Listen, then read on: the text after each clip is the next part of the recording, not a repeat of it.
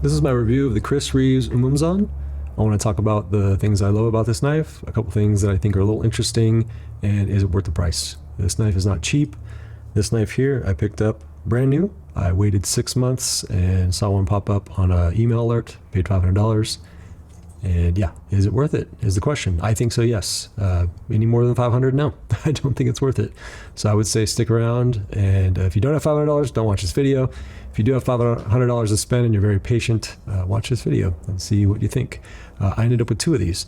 The day I bought this, I also, like the next day, won an eBay auction. So I paid less than retail for this knife on my right hand. This knife in my right hand was used, and it was sharpened on a work sharp. The guy said who owned it had it on eBay. I think I paid 470 bucks for it. And so when I got it, this knife was insanely sharp. And so this one actually came first. I saw that this one was shipping, and then this one showed up. And so I didn't know what to expect from the factory edge. And I think edges, you can go your theory on edges. You want a working edge or a sharp, super sharp edge. This is not hair popping, but it is sharp. And I just kind of want to show you a couple little things here. You do get some of the bead blasting. These are sandblasted. Kind of goes and wears off over time. I don't know how long this person owned this knife. Actually, I do. I think it was December of 15. This one is July of 15. I'm sorry, December of 14. And this was July of 15. So this knife is less than a year old. So he must have, carried it a lot, and it kind of you can tell a little bit of wear on it. I've been using it as well. And so, yeah, so anyway, this blade, I'm going to use the used one here to demonstrate. This blade is super sharp. It holds an edge very, very well. I've been using it quite a bit, and it's still popping hairs off my arm. The blade shape is my favorite blade shape of all time. Drop point, well, I kind of do like clip points. This is probably one of the knives I used the most over the past 5 years. But now that I have this, I've been using it more and more. The hollow grind is amazing. It's super slicey. The back of this knife, which I don't think a lot of people show off, is almost a blade. It sharpened itself. It's like this crazy, I don't know what the angle is, but you could open packages, you can open mail with this, but it's going to help with piercing. So if you were to, say you took this out and you went deer hunting or elk hunting, it's really going to be really, really pokey and slicey. So it's going to puncture well. Yeah, this stop bar here, I love the thumb stud. It's got a little washer on it. Nice thing about Chris Reeves is you are going to spend a lot of money to buy the knife, but this I think is 20 bucks for a new pocket clip. These are like $2 or $3 for the little O-rings. So they're not going to get you when it comes to accessories if you need to replace something. This is a glass breaker. I didn't know what it was initially. I was like, that's not a top flipper, that's for sure. And then, yeah, finally figured out, oh, it's a glass breaker, which is really slick because a lot of glass breakers are on the bottom. Case in point here with this knife. And there have been times when I push this in my pocket and I have, just hurt myself a little bit. So you only do that a few times and you learn your lesson, but it's nice to know that it's not going to happen with this knife. The handle is a perfect size. I'm going to grab my tape here and just show you some dimensions.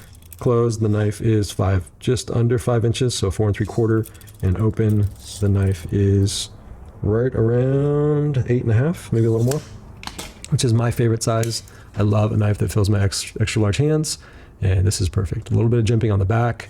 I do wish the jimping would have come up, so you just have a little more indexing. It is smooth back here. Something about Chris Reeve knives, their finish, it just feels like Teflon. It's just this nice, smooth, slick finish. It's phenomenal. Yeah, this knife is amazing. The only 2 things about this knife that I do not like, actually, hold on, I'll just say I do love the handle. The texture is great. You can tell that bead blasting is wearing off from the sandblast. I don't like the lanyard. It's not for me. You can hear that rattle. That annoyed me right away. I was like, what is rattling? And then I figured it out pretty quick. The only thing that I think I would use this lanyard for is to put an air tag on. I'm like half kidding right there. But, with a knife that's expensive, I don't know. Would you put an air tag on it? Probably not. But anyway, so I'll take this off as soon as this video is done. And then this is the other thing that kind of bugs me. The pocket clip sits on the lock bar, which I guess I kind of see that doubles down as helping the lock bar stay locked. But every time you go to close a knife, I use the pocket clip to index, and I'm fighting myself with that. So it's like, now I just use 2 hands and I put my finger here and then I go over, which is fine. I could close this one-handed if I needed to, But as of now, as I'm getting used to this, it's like I'm I'm resisting myself with the closing. So other than that, this knife is phenomenal. Just a little bit of comparison between some knives that I use or have been using over the years. I love the Crooked River. Now that this is in Magna Cut, I've been kind of keeping my eye out for a deal on one of those because this knife is phenomenal. I've gone through some deer and elk with this knife. I did grip it up a little bit just because, you know, when you're out in the cold, in the elements, everything gets slick and you do not want to cut yourself. So, but yeah, this is a full-size knife in my opinion. Some new knives that have come to the table here have been this one here, ZT. And this knife is pretty darn cool and it's huge. This makes me wonder if you need to buy a fixed blade. I recently purchased a fixed blade from MKC, which I'll get to a review of each of these knives, but I actually kind of prefer this blade shape by far, but this grip here is just phenomenal. But yeah, anyway, I don't want to get too into the weeds here, but yeah, there's a little size comparison for you. I mean, this is a honker. I call it the Hulk. Thing's huge, but it is on the similarities. It is on washers, so it is going to hold up in the elements and not be as cleaned as much. Another knife that I've been using a ton lately is one of my favorites to have in my pocket is this one right here. This is the launch. I think it's, my goodness, I think it's 23. Yeah, I don't remember. Anyway, M4, similar size. This knife I love because I've been beating the crap out of it. I've took it camping and cut up some wood, made a fire with it, cut up some tin cans. I actually resharpened this recently and it took an edge amazing, like an amazing edge. It was just easy to resharpen. This is M4. Yeah, this knife's pretty slick. It is got some thwack to it when you open it. Another one that I am not keeping, but I wanted to just see how it felt is the PSK. This knife is Magna Cut and is a similar size and somewhat of a similar type of knife as far as being tough. It does have an assist to it. This is also on washers. It's got a little bit of an assist. It's not a ton. It's not overpowering, which is great. This knife over here is a little bit of a little strong on the assist, but it's still really cool. I don't like this blade shape. I wish it had a little less sweep to it.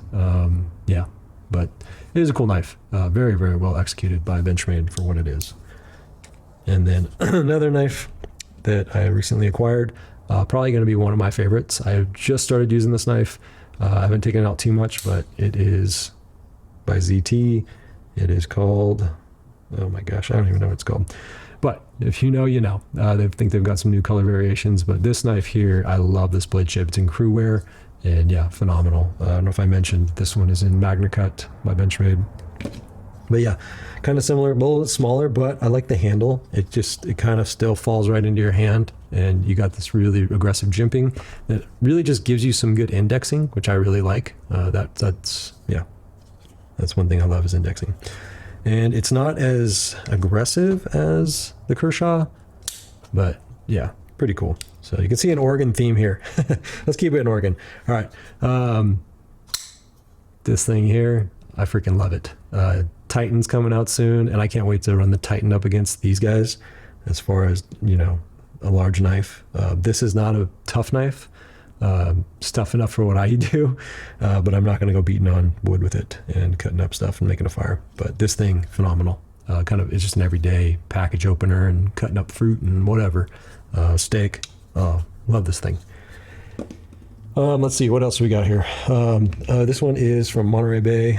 This is a knife that I need to review. I also have the small one. We got the Sabertooth and the Wolverine. This is a Sabertooth Wolverine S90V at 62 to 63, I think. So a little bit different. The design on these knives is really cool. This one I much more prefer. If you have small hands, this one could work. I'm just going to set that aside. Let's open them up and just show you a size difference.